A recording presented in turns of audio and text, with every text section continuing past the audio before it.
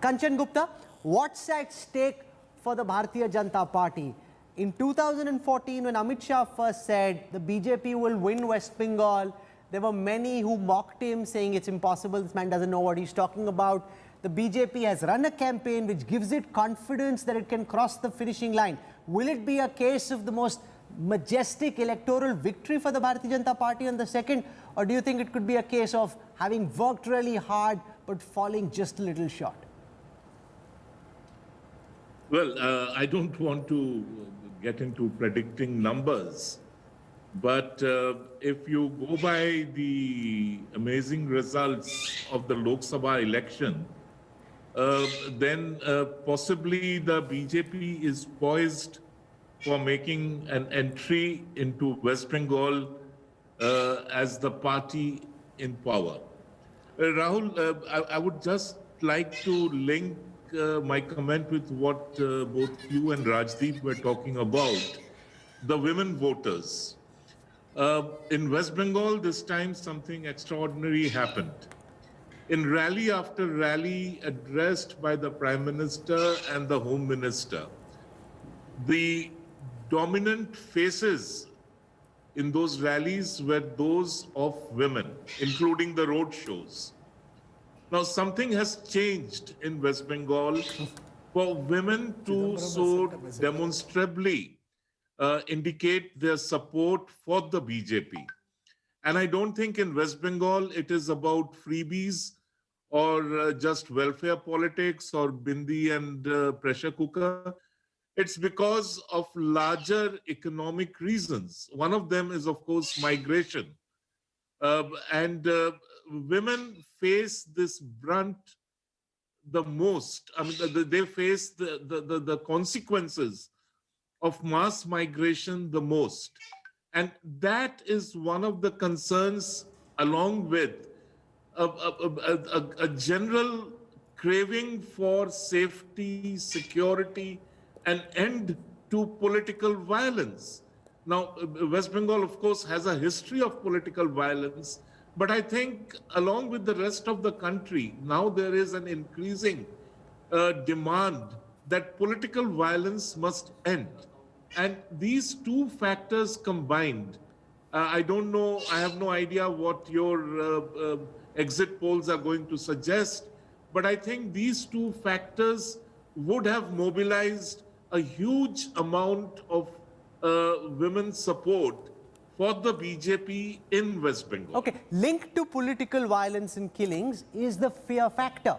And the reality is, if you traveled, as many of us did during this election, you realize again and again that voters are fearful of speaking out very clearly because of the fear that this could be a state government poll or it's some kind of an effort being made to figure out where they're voting and why, or it's a conspiracy.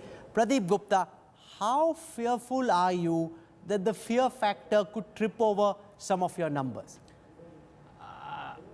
Yeah, there is a possibility, but we have factor in all these factors in our poll. Okay, let me put it this way. If 100 people were spoken to, how many indicated their voting preference clearly? How many were ambiguous? How many were fearful of telling you who they voted for? 50% very clear. They are very clear whom they are voting to. 30% they were reluctant, but there are ways and means to get the insight from them. That's the big training part in as far as our team goes.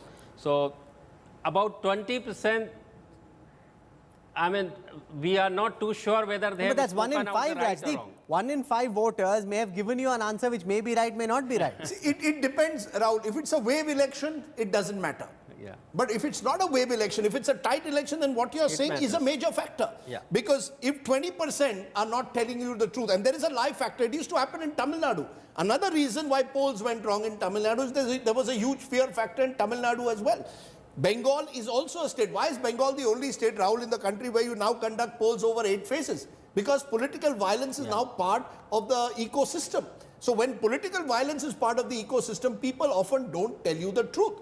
So I think the reason why it's a nightmare for Pradeep, and I want to tell our viewers, these are Pradeep's numbers.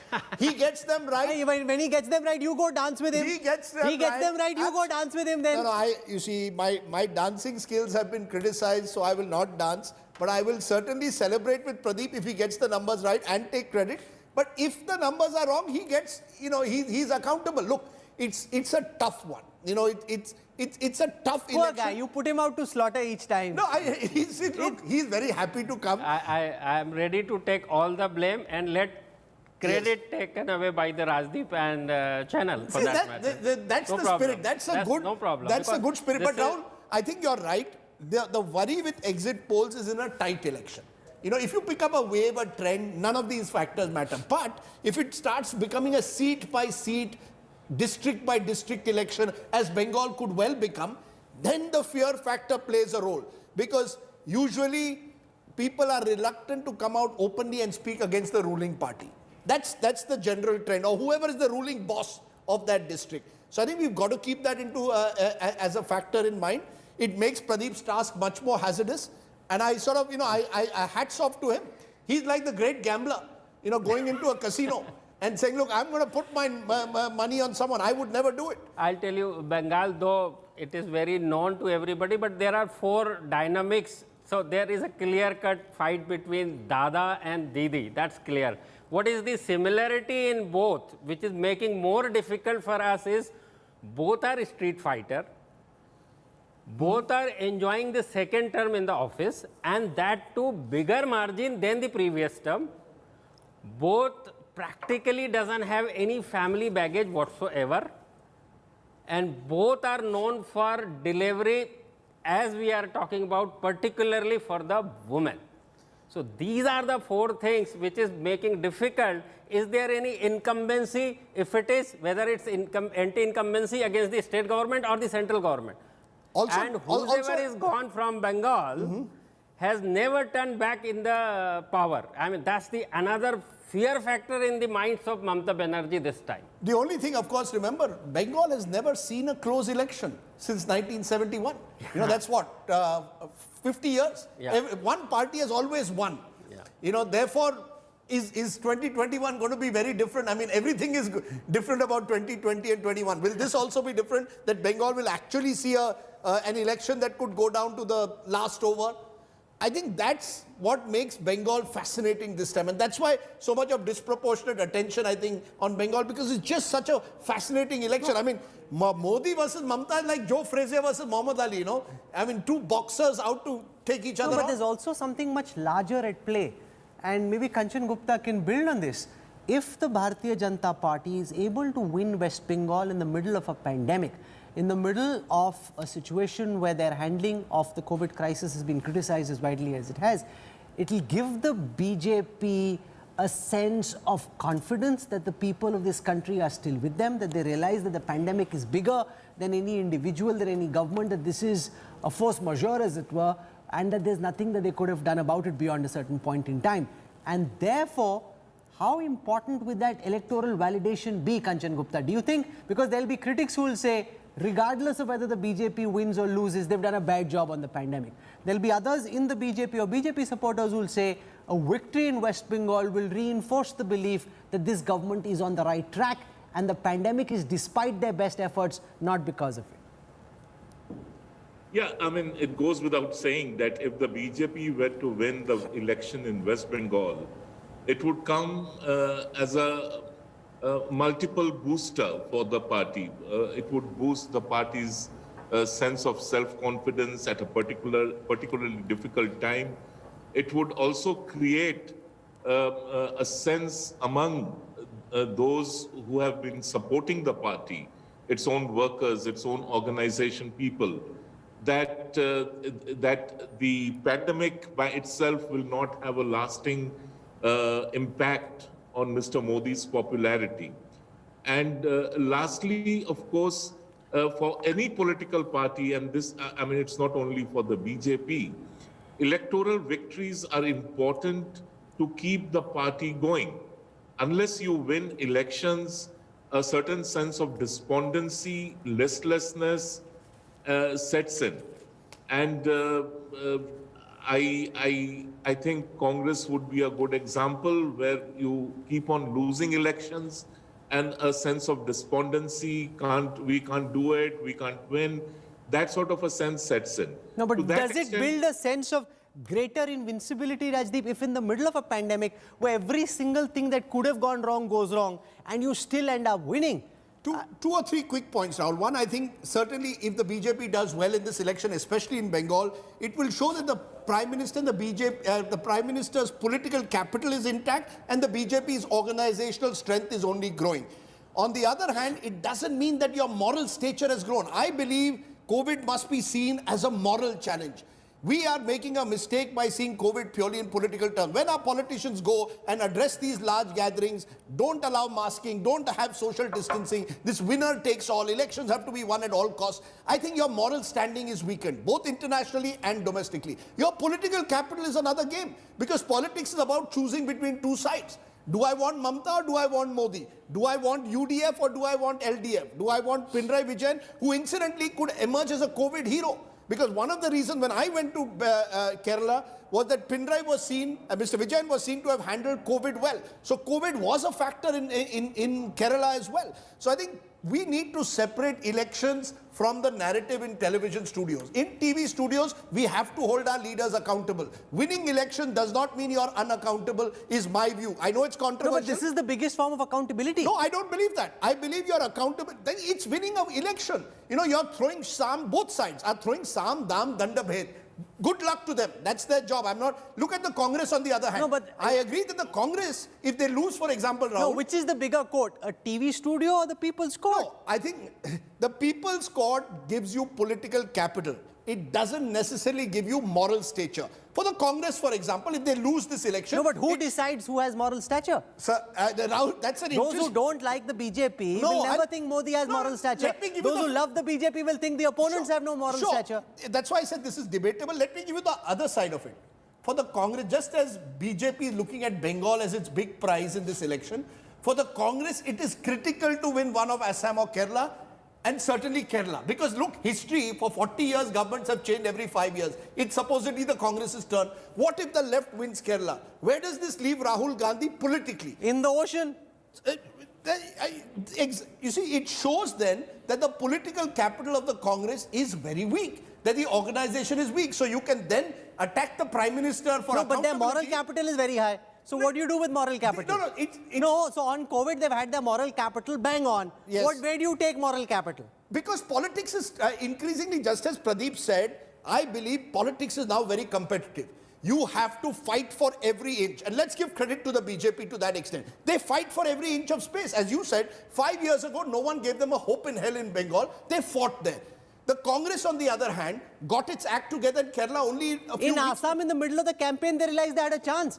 For the last 3 or 4 so years, they therefore- didn't even work hard in Assam. Therefore, Rahul, elections have become more competitive, more micromanaged. You've got to spend a lot of effort in it. I want to separate that to the fight against COVID. The fight against COVID reflects how much governments and successive governments have spent on health, on the manner in which your communication was poor, your vaccine policy was disjointed. These are issues which need not necessarily play out in an election. But Sandeep Shastri, regardless of the morality we attach to the results, the fact is what happens on the 2nd of May will be seen as a political referendum of sorts. And if the BJP does well, the government and its supporters will go back thinking we're on the right track, COVID is an aberration. If the BJP does badly, then the messaging will be the opposite. This is a reality, you can't run away from it. Would you agree? You're on mute. You're Sandeep. on mute. Mute, Sandeep. You're on mute. Yeah, Rahul, the question is who constructs this reality? Because at the end of the day, an election is won, an election is lost, a leader is endorsed, a leader is set aside, all that is fine. But then to take that big jump, that because X party won the election, everything that X did or everything that the leadership did or did not do is endorsed, I think would be too big a jump. Election is won on specificities on the ground.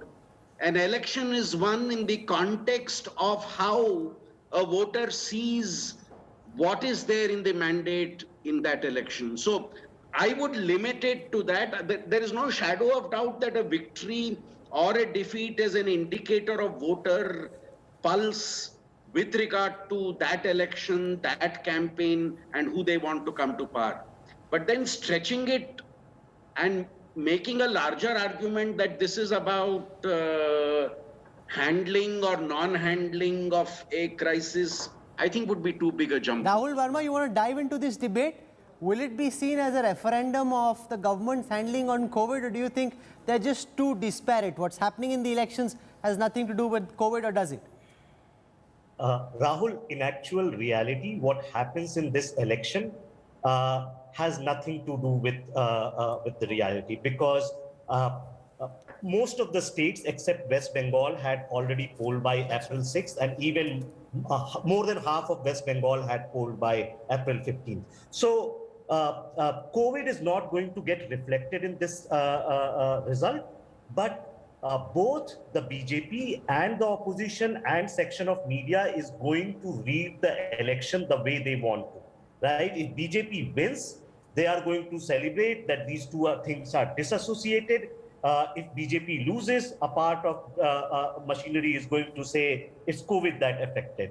But you know, given the situation, what is happening in the country, you know, we all should be mindful that this was a very, very unusual election in a sense, because there is a lot of question on election commission, what they did or not do during the last three phases, violence, polarizing nature of election campaign in Assam and Bengal. So as someone who studies elections, we cannot basically shut our eyes to this. Sure. And you know, the interesting point, and Sachidanand Murthy, you can dive in on this, which is the fact that in Kerala, the one state where I traveled, where I heard people react very positively to the Chief Minister's handling of COVID, the food kits that he gave. I mean, 18 items on that food kit delivered effectively. It appears, in fact, one Congress leader told me a few days ago, thank God COVID 2.0 happened after the Kerala elections. If Pinarayi had handled that well too, we were finished. So, I mean, in a way, handling of COVID, both for Palanisamy in Tamil Nadu and certainly for Pinarayi Vijayan in Kerala, actually became election issues. Absolutely, because in Pinarayi Vijayan's track record, also in handling the floods in Kerala, that also was an advantage for him, because his government swung into action and did it. And the first surge of COVID, the way they handled the crisis and what you described, these hit kits as they are known as, they were a big hit among the people, and that sustained them during a period of crisis. But then, you know, Kerala election is also on many other issues. It's on strengths in different districts, strengths of support of these different communities and all that. Whatever happens, that also comes. And then there was a spate of corruption cases. Right. There was resentment within the CPM over selection of candidates or denial of tickets to the stalwarts who were done 2 consecutive terms. So, You know, people Kerala, are, as you know, voting, will sure. be voting on a No, but bag this of- is mixed bag this of is the issues. first state the left came to power in 1957. It's the last state that they still hold. It is imperative for the left, in a larger context of their relevance in national politics, to be able to hold on to Kerala. Sure, but you know, this election not about the left, it's about Pinarayi Vijayan. You know, he's the, as someone called him, he's the Modi in Mundu. He must have hated that. No, no, no, but the journalists do. You see, I think what has happened, Rahul, and this will be interesting for, you know, those who track electoral behavior. People are looking for strong leadership in times of COVID. You want stability. You want someone whom you can trust. And I think that is an important factor that we will have to factor into this election. How did you handle COVID last year? Had, God forbid, COVID happened this second wave in January, February, and the government had been at 6s and 7s, as to some extent they appear, then it could have had an even greater impact. No, but possibly look on the again BJP. from the Congress's perspective, midway through the campaign, and Sachidanand Murthy can build on this, they realize that Sachi Tharoor is getting a good response. Whereas for the last several years, the Kerala Congress is criticized for not having somebody who can be an inspirational face, who voters can rally around. They think he's from the United Nations, he's not really a typical Kerala politician, can't really be the face of the party in Kerala. In the middle of the election, basis the response that he's getting, people within the Congress start thinking that, okay, maybe if we pitched him, we could have done well. The same happened in Assam. For the entire period from 2016 when the elections were held to now, the party is comatose. Midway through the campaign, based again on the response that they're getting, similar to what happened in Gujarat, they realize, okay, if we give this a real shot, we have a chance. I mean, but what kind of a party is it that realizes in the middle of the election campaign that they have a chance and not throughout the years when they're supposed to work hard on the ground? Yeah, but Rahul, if you look at 2017, 2018, the Congress won 4 state assemblies where only in one state they projected a leader, but not in Chhattisgarh, not in Madhya Pradesh, not in Rajasthan. So the Congress has this problem that whenever it is in opposition, it doesn't want to project. In Kerala also, if it had projected a leader who could match Pinarayi Vijayan, because we don't know who the Congress CM candidate is. There is a veteran Oman Chandy is there, the leader of the opposition, Ramesh Chennithala is there. Now Shashi Tharoor has emerged as the new face. There's also talk that K.C. Venugopal, who has become a big power within the Congress headquarters, he can be the dark horse. So that, but then Congress says we have won elections without projecting anyone, and they are still sticking to that. Though Radeep said that yes, now people earn for a very strong single focus figure. But then the Congress has its own logic on these elections. We have just a minute before we start. At 7 o'clock, remember, we start with Assam, a state that we haven't touched so far, but probably is going to throw up one of the more fascinating election results this time. Very tightly contested, most people believe. I'm going to ask each of our panelists, you've got 10 seconds, literally, Manisha Priyam, which is the state that you believe will set the tone for the elections of 2021? Which is that state that you're looking most forward to track in the next couple of hours? Manisha, you first. I'm actually looking at Assam very, very closely. Assam is where the BJP's national strategy of the CAA has been something that the BJP has had to take forward with caution. It says somewhere we are going to implement this. It says somewhere we cannot implement this. The BJP's desire to become a regional party in Assam, which it had been able to achieve, and you saw the government by Sarbanand Sonowal. Okay, so you're saying you're looking at Assam and the BJP strategy for Assam. We have to take a break. Veera Raghav, 15 seconds. Tamil Nadu, easiest state to predict? Absolutely, Tamil Nadu easiest state to predict, but in terms of the larger narrative for the national opposition, Rajdeep, I think Kerala and West Bengal will matter equally on what happens as a national narrative in terms of the opposition to the BJP. Okay, let's. I think Rahul, you're ready with all your numbers? We're ready with the numbers. Good. We apologize to all those who've called through the day. Ordinarily when somebody calls on the day of the exit poll, I know why they're calling. But we're also in the middle of a pandemic, and you're concerned that there shouldn't be a medical crisis. Our thoughts and prayers with everybody who's dealing with COVID. This is an election. It is happening. It's not as if we aren't mindful of the COVID pandemic. We've been covering this relentlessly, non-stop, in a way that absolutely no other network is. But for the next few hours, we will spend time focusing on what's happening in each of these states. Right. And if you're an election junkie, I suggest forget the IPL today. Just pull out whatever you want tonight, sit back and watch India Today, because Rajdeep and I are going to take you on a ride which will be exhilarating from a political perspective. No matter what you think you know, you don't know what's coming up next.